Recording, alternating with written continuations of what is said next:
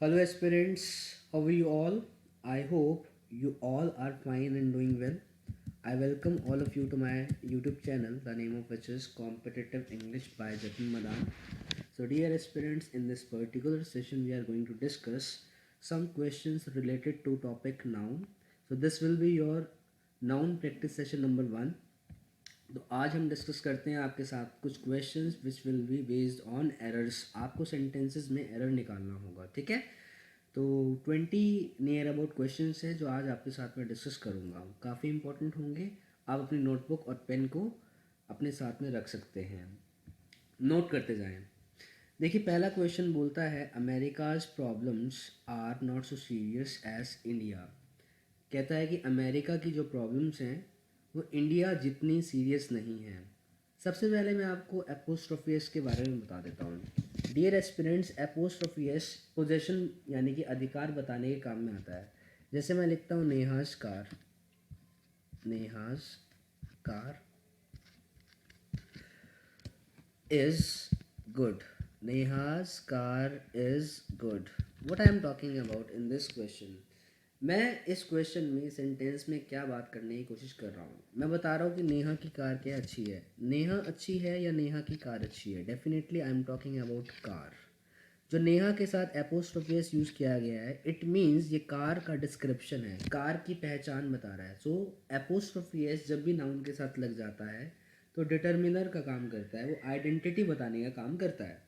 So in this particular sentence which is mentioned in front of us America's problems. सो हम यहाँ पर बात करने की कोशिश कर रहे हैं प्रॉब्लम्स की, और प्रॉब्लम्स की पहचान क्या है? अमेरिकाज है। अमेरिकाज पर्टिकुलरली सेंटेंस में प्रॉब्लम्स की पहचान बता रहा है कि प्रॉब्लम्स किससे संबंधित है। तो अमेरिका की प्रॉब्लम्स इतनी सीरियस नहीं है, अमेरिका नहीं, अमेरिका की प्रॉब्लम्स इतनी सीरियस नहीं है जितनी इंडिया सीरियस है, या इंडिया की प्रॉब्लम्स सीरियस है। देखिए, आपको अगर सेंटेंस में कंपैरिजन करना है तो कंपैरिजन हमेशा सेम चीज़ों में होता है। either it will be your things or it can be your you can say persons। या तो persons के बीच में कंपैरिजन होगा या सेम चीज़ों के बीच में कंपैरिजन होगा।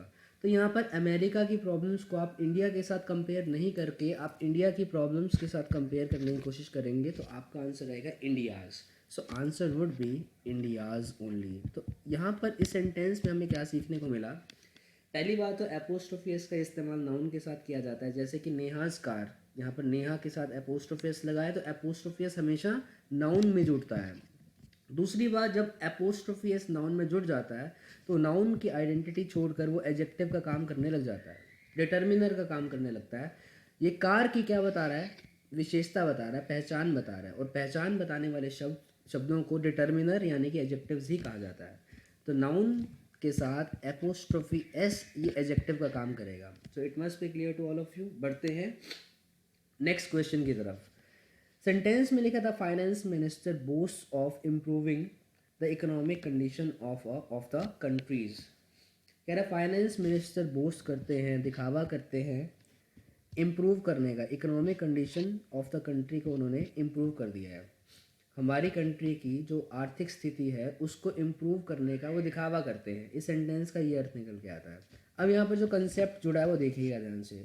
देखिए, if I talk about Neha's car, Neha's car, तो इस फ्रेज को लिखने के दो तरीके हैं। Either I can write Neha's car और I can write like this the car of Neha, the car of Neha.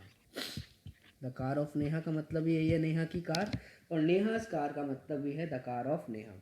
तो एक बात तय रही, जब हम लिख रहे हैं ऑफ तो ऑफ पोजीशन बता रहा है, जब हम लिख रहे हैं एपोस्ट्रोफियस तो एपोस्ट्रोफियस पोजीशन बताने का काम कर रहा है। तो या तो आप एपोस्ट्रोफियस का यूज़ करेंगे फ्रेज में, या तो आप ऑफ का इस्तेमाल करेंगे। आपने अगर यहाँ पर नेहाज का इस्तेमाल किया दैट विल बी रॉन्ग, ये गलत हो जाएगा। तो या तो आप ऑफ का इस्तेमाल करते हैं या आप एपोस्ट्रोफियस का इस्तेमाल करते हैं, इन दोनों में से एक ही चीज़ का इस्तेमाल करना होगा। और सेंटेंस में आप देखें, अगर सेकंड सेंटेंस की बात करें, the economic condition of the countries लिखा हुआ है, यहाँ पर तो ऑफ ऑलरेडी आ चुका है, तो यहाँ पर आप एपोस्ट्रोफी एस का इस्तेमाल नहीं करेंगे। So it must be clear to all of you. दो क्वेश्चन हमारे क्लियर हुए। Question number third says I don't like Rahul going out late at night. इस सेंटेंस को बहुत ध्यान से पढ़ें और समझने की कोशिश करें। सेंटेंस बोलता है आई डोंट लाइक राहुल, मुझे राहुल पसंद नहीं है, बाहर जाना, रात को, देर रात को बाहर जाना। देखो मुझे राहुल पसंद नहीं है, मुझे राहुल का बाहर जाना पसंद नहीं है। आप समझ पा रहे होगे, आप बोलना चाहते हैं मुझे राहुल पसंद नहीं है, ऐसा नहीं, मुझे राहुल का बाहर जाना पसंद नहीं है। तो इसको टेक्निकली समझते हैं, ध्यान से देखिएगा। यहाँ पर डोंट लाइक क्या है, एक वर्ब है। डोंट लाइक एक वर्ब है और वर्ब आता है सब्जेक्ट के लिए। सब्जेक्ट क्या है, आई है, ये सब्जेक्ट है, ये वर्ब है। अगर आप बात करें लाइक का मतलब होता है पसंद करना, तो मुझे क्या पसंद नहीं है, मुझे राहुल पसंद नहीं है, राहुल का बाहर जाना पसंद नहीं है। सो ऑब्जेक्ट क्या होगा लाइक का, इट विल बी गोइंग। ये जो गोइंग है वो मेन वर्ब नहीं है, लाइक आपका मेन वर्ब है और गोइंग यहाँ पर इस लाइक का ऑब्जेक्ट है। ऑब्जेक्ट का मतलब नाउन, आपको तो पता ही है सब्जेक्ट क्या होता है, या तो नाउन या तो प्रोनाउन, और ऑब्जेक्ट भी क्या होता है, या तो नाउन या तो प्रोनाउन। और वर्ब की फर्स्ट फॉर्म प्लस आईएनजी अगर नाउन का काम करने लगे तो उसे बोलते हैं जेरेंड। क्या बोलते हैं, जेरेंड। तो यहाँ पर वी1 प्लस आईएनजी क्या है, जेरेंड है। तो राहुल का बाहर जाना पसंद नहीं है, तो राहुल का बाहर जाना यानी कि राहुल एक ऑब्जेक्ट ना हो करके राहुल गोइंग आउट की पहचान बता रहा है, किसका बाहर जाना। तो राहुल का बाहर जाना, तो यहाँ पर गोइंग आउट का डिस्क्रिप्शन क्या है, राहुल्स। तो राहुल्स को एडजेक्टिव होना पड़ेगा, तो एडजेक्टिव बनाने के लिए राहुल के साथ क्या जोड़ोगे, एपोस्ट्रोफी एस। ये बात क्लियर हो जानी चाहिए। तो यहाँ पर आपको पहचानना ज़रूरी है कि लाइक वर्ब का ऑब्जेक्ट क्या है, क्या पसंद नहीं है। मुझे पसंद नहीं है राहुल का बाहर जाना। अगर आप राहुल लिख रहे हैं सिर्फ, तो इसका मतलब आप कहने की कोशिश कर रहे हैं कि मुझे राहुल पसंद नहीं है, जबकि आपका सेंटेंस का अर्थ कन्वे करना चाहता है मुझे राहुल का बाहर जाना पसंद नहीं है। सिमिलरली फोर्थ सेंटेंस भी है, the officer said that he appreciated his staff coming on time. Officer ने कहा कि वह अप्रिशिएट करता था अपने स्टाफ का टाइम पर आना। तो यहाँ पर अपने स्टाफ का टाइम पर आना, वो अपने स्टाफ को अप्रिशिएट नहीं करता था, वो अपने स्टाफ का टाइम पर आना अप्रिशिएट करता था, प्रशंसा करता था इस चीज़ की। तो यहाँ पर कमिंग हो गया इस अप्रिशिएटेड वर्ब का object in the form of noun यानी कि जेरेंट। और ये जो स्टाफ लिखा है ना, हिज स्टाफ यहाँ पर वर्ब का ऑब्जेक्ट ना हो करके इस कमिंग की पहचान है, इसलिए ये एडजेक्टिव है। और हिज स्टाफ को क्या करना पड़ेगा, आपको एडजेक्टिव में कन्वर्ट करने के लिए एपोस्ट्रोफी एस का यूज़ करना पड़ेगा। तो बहुत इंपॉर्टेंट सवाल था आपका ये, तो क्लियर हो जाना चाहिए। बढ़ते हैं आगे क्वेश्चन नंबर 5 की तरफ। लिखा हुआ है the buildings roof needs maintenance. एक छोटा सा मैं आपको कंसेप्ट बता दूं, सेंटेंसेस में एपोस्ट्रोफी एस का यूज़ कभी भी निर्जीव वस्तुओं के साथ नहीं किया जाता। We can not use apostrophe s with non living things. और चूंकि बिल्डिंग क्या है, नॉन लिविंग थिंग है, तो आप इसके साथ एपोस्ट्रोफी एस का इस्तेमाल नहीं कर सकते। जैसे मैं लिखता हूँ टेबल्स लेग, टेबल्स लेग, तो डियर एस्पिरेंट्स ऐसा लिखना गलत हो जाएगा। आपको लिखना पड़ेगा क्या, the leg of, the leg of the table, the leg of the table. इस फॉर्मेट में आप लिखें, ये फॉर्मेट सही है, क्योंकि आप एपोस्ट्रोफी एस का यूज़ निर्जीव वस्तुओं के साथ नहीं कर सकते। आपको लिखना पड़ेगा क्या, the leg of the table. तो it must be clear to all of you. तो आपको बताना है इस सेंटेंस को रेक्टिफाई कैसे करना होगा। चूंकि इस सेंटेंस में गलती तो नज़र आ रही है आपको, बिल्डिंग के साथ एपोस्ट्रोफी एस लगा दिया गया है। इस सेंटेंस को लिखना पड़ेगा आपको इस तरीके से, the roof, what are we talking about, we are talking about roof. और कौन सी रूफ, ऑफ द बिल्डिंग, इस बिल्डिंग की रूफ, ऑफ द बिल्डिंग। और जब आप ऑफ का यूज़ कर चुके होंगे स्टूडेंट्स, तो इसका मतलब आप बिल्डिंग के साथ एपोस्ट्रोफी एस नहीं लगाएंगे। तो क्लियर हो गया होगा। अगला सवाल भी इसी पर आधारित है, इसी पर बेस्ड है। There is no question of the walls falling down. Sentence का अर्थ है कि कोई सवाल नहीं उठता कि ये वॉल नीचे गिर जाए। तो वॉल्स क्या है, यहाँ पर निर्जीव है, नॉन लिविंग थिंग है। नॉन लिविंग थिंग का इस्तेमाल, इसके साथ में आप एपोस्ट्रोफी एस का इस्तेमाल नहीं कर सकते। तो आपको लिखना पड़ेगा there is no question of the falling down, falling down of the wall, of the wall, like this. So this is going to be the right answer. तो क्लियर हो गया होगा। बढ़ते हैं आगे क्वेश्चन नंबर 7 की तरफ, इसे पढ़ेंगे एक बार।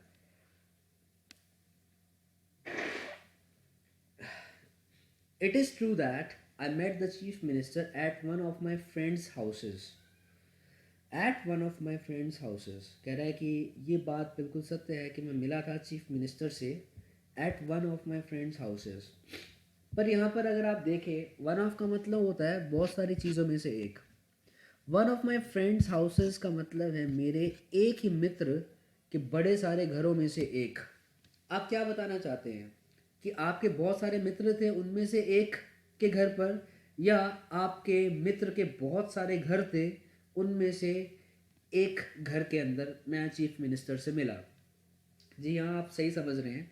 आप ये बताना चाहते हैं कि मैं मिला मेरे बहुत सारे मित्रों के में से किसी एक के घर पर। तो इस सेंटेंस का अर्थ उस चीज़ को सिद्ध नहीं करता। मतलब ये सेंटेंस का अर्थ बताता है कि मैं मिला one of my friends houses, इसका मतलब मेरा फ्रेंड तो एक ही है और उसके बहुत सारे घरों में से किसी एक घर में मिला।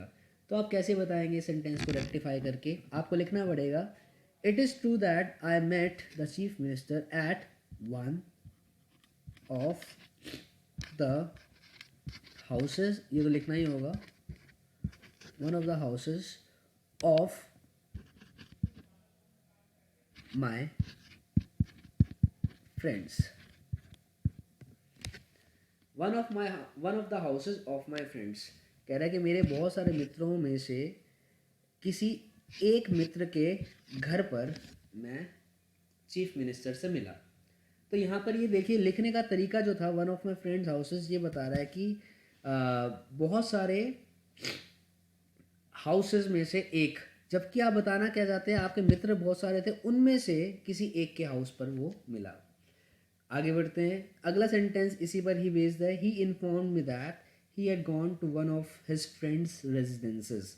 One of his friends residences, तो बहुत, आप क्या बताना चाह रहे हैं? बहुत सारे रेजिडेंसेस में से एक रेजिडेंस में गया, या बहुत सारे फ्रेंड्स के में से किसी एक के रेजिडेंस पर गया? तो इस सेंटेंस को लिखने का तरीका क्या रहेगा?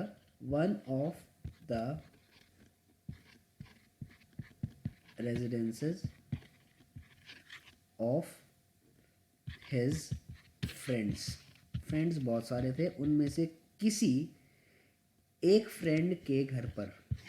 तो लिखने का तरीका आपको क्लियर होना चाहिए। Question number 9, my wife secretary's mother lives in London. मेरी वाइफ की सेक्रेटरी की मदर लंदन में रहती है। तो आपको एक बात क्लियर होनी चाहिए कि आप दो एपोस्ट्रोफी एस का इस्तेमाल कॉरस्पॉन्डिंगली ऑल्टरनेट पोजीशंस पर नहीं कर सकते। एक के साथ दूसरा एपोस्ट्रोफी एस कभी भी नहीं हो सकता। लिखने का तरीका क्या रहेगा? The mother of my wife with apostrophe S secretary. ऐसा करने पर आप दो एपोस्ट्रोफियस को एक एपोस्ट्रोफियस में कन्वर्ट कर पाएंगे और दूसरा एपोस्ट्रोफियस किस में कन्वर्ट हो जाएगा? ऑफ में। तो क्लियर हो जाना चाहिए। सिमिलरली अगला सेंटेंस है, my mother's brother's son is coming today. Who is coming today? Son is coming today. और सन किसका? मदर के ब्रदर का बेटा आ रहा है। लिखने का तरीका क्या रहेगा? क्योंकि ये सेंटेंस गलत है तो एपोस्ट्रोफियस का इस्तेमाल साथ साथ नहीं हो सकता, तो लिखना पड़ेगा the son of my mother's, और साथ में लिखना पड़ेगा ब्रदर इज कमिंग टुडे। तो it must be clear to all of you. Question number 11 says a friend of my brother is a doctor. इस बात को याद रखिएगा। देखिए बहुत इंपॉर्टेंट कंसेप्ट है आपका। एक तो मैं लिखता हूँ the friend of my brother. क्या बताना चाह रहा हूँ? द आर्टिकल बताता है definite. The friend of my brother का मतलब है कि मेरे ब्रदर का सिर्फ एक ही फ्रेंड है। पर मैं अगर यहाँ पर देखूँ सेंटेंस में क्या लिखा है? ए फ्रेंड ऑफ माई ब्रदर। तो इसका मतलब है मेरे ब्रदर के बहुत सारे दोस्तों में से एक, जो कि निश्चित नहीं है। ए आर्टिकल का मतलब जो निश्चित नहीं है। तो कभी भी आप ए आर्टिकल को देखते हैं जैसा कि लिखा हुआ है, ए फ्रेंड ऑफ माई, यहाँ पर आपको ब्रदर ना लिख के ब्रदर के साथ एपोस्ट्रोफी एस का इस्तेमाल करना होगा। ये बहुत ही अच्छा कंसेप्ट है। Due to lack of space मैं इस चीज़ को अभी यहाँ पर समझा नहीं पाऊँगा आपको, पर आपको सिर्फ एक डेरिवेशन, एक रिजल्ट को बता सकता हूँ कि ए फ्रेंड का इस्तेमाल जब आप करेंगे ऑफ के साथ, ए नाउन का इस्तेमाल अगर आप ऑफ नाउन के साथ करते हैं तो दूसरी नाउन के साथ आप एपोस्ट्रोफी एस का इस्तेमाल करते हैं। क्योंकि माय ब्रदर्स का मतलब है मेरे भाई के बहुत सारे दोस्तों में से एक की बात हो रही है। ए नाउन ऑफ नाउन के साथ एपोस्ट्रोफी का मतलब है कि आप यहाँ पर इस सेकंड नाउन के साथ एपोस्ट्रोफी लगाने वाले हैं, और यहाँ पर जो फर्स्ट नाउन होगा वो इनडेफिनेट रहेगा, पर द आर्टिकल लगा देंगे वो डेफिनेट रहेगा, वो निश्चित ब्रदर की बात कर रहा है। तो इस सेंटेंस में देखिए, अगर आपको ये बात क्लियर हो गई है तो ए फ्रेंड ऑफ माई ब्रदर, तो यहाँ पर ब्रदर का इस्तेमाल नहीं किया जाएगा, यहाँ पर यूज़ किया जाएगा क्या, brothers. Similarly Rahul is a good friend of Mohit. अब मोहित का सिर्फ एक दोस्त नहीं है, ए आर्टिकल देख पा रहे हैं आप, ए गुड फ्रेंड ऑफ मोहित, मोहित के बहुत सारे दोस्त हैं, तो मोहित के साथ एपोस्ट्रोफिस लगाना पड़ेगा। दिस कार ऑफ राहुल, तो राहुल की ये कार, ये गलत है, आपको लिखना पड़ेगा राहुल की बहुत सारी कारों में से एक कार की बात हो रही है, तो राहुल के साथ एपोस्ट्रोफिस लगाएं।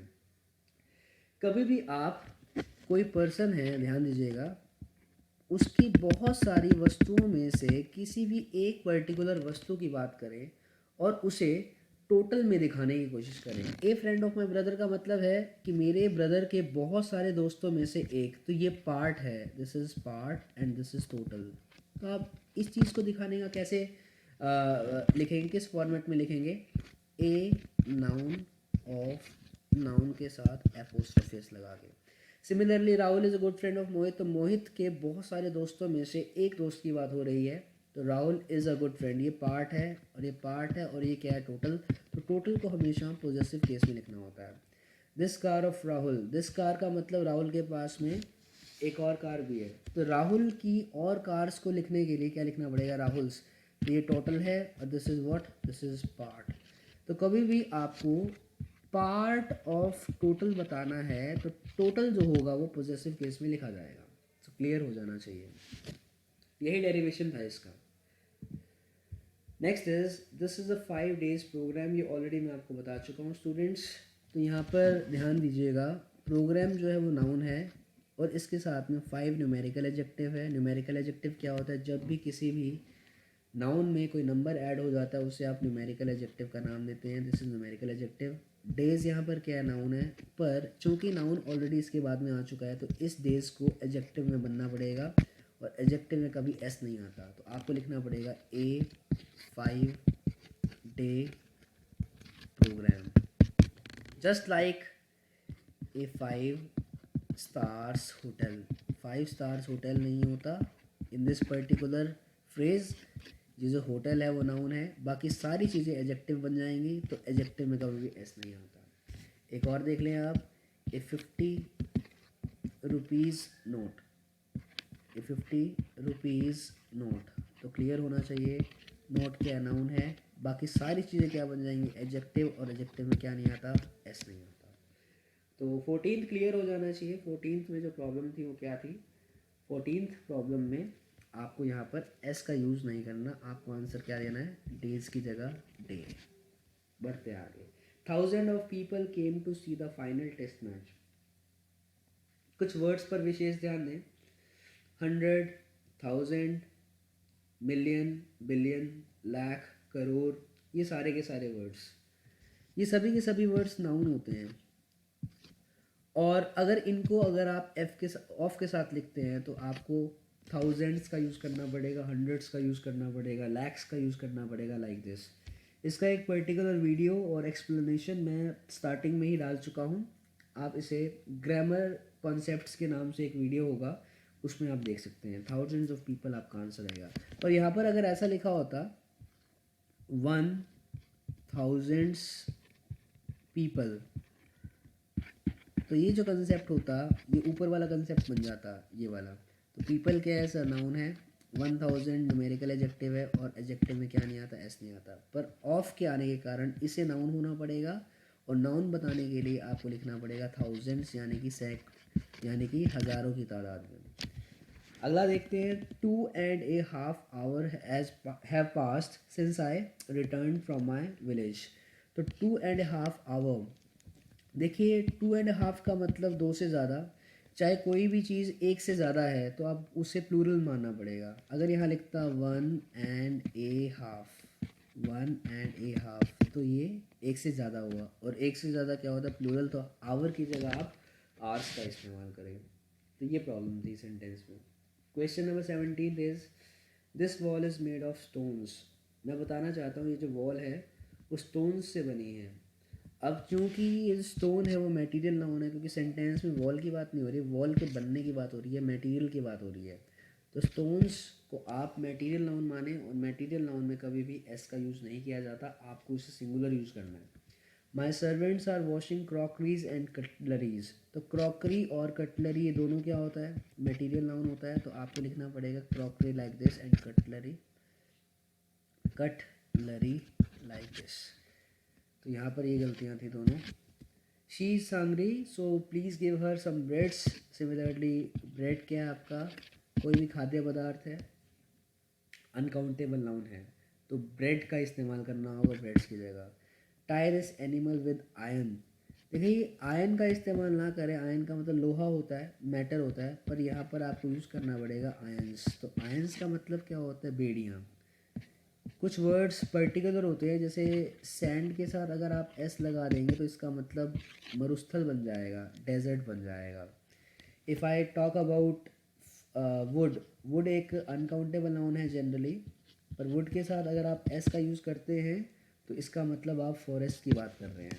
Similarly tyre is animal with ions, तो आयंस का इस्तेमाल करें। आप बांधने की बात कर रहे हैं किसी भी एनिमल को तो आयन से बांधेंगे, और आयंस का मतलब यहाँ पर लोहा नहीं बेड़ियाँ है। तो क्लियर हो जाना चाहिए। ये सभी के सभी वर्ड्स आपके मटेरियल नाउन हैं। Crockery, cutlery, drapery. ड्रेपरी क्या होता है, कपड़ा, कपड़े का सामान जहाँ बेचा जाता है दैट इज़ ड्रेपरी। पॉटरी, जहाँ पर अर्दन पॉट्स यानी कि मिट्टी के बर्तन बेचे जाते हैं, पॉटरी। स्टेशनरी, जहाँ पर पेंसिल, पेन, नोटबुक्स वगैरह मिलती है। आयरन, लोहा, कॉपर, वुड, स्टोन, हेयर। ये सभी के सभी वर्ड्स बहुत ही सिंपल वर्ड्स हैं, ये सभी मटेरियल नाउन हैं। तो क्लियर हो जाना चाहिए स्टूडेंट्स। तो बाकी बात हम नेक्स्ट क्लास में करेंगे। आज के लिए इतना ही। Thank you very much class.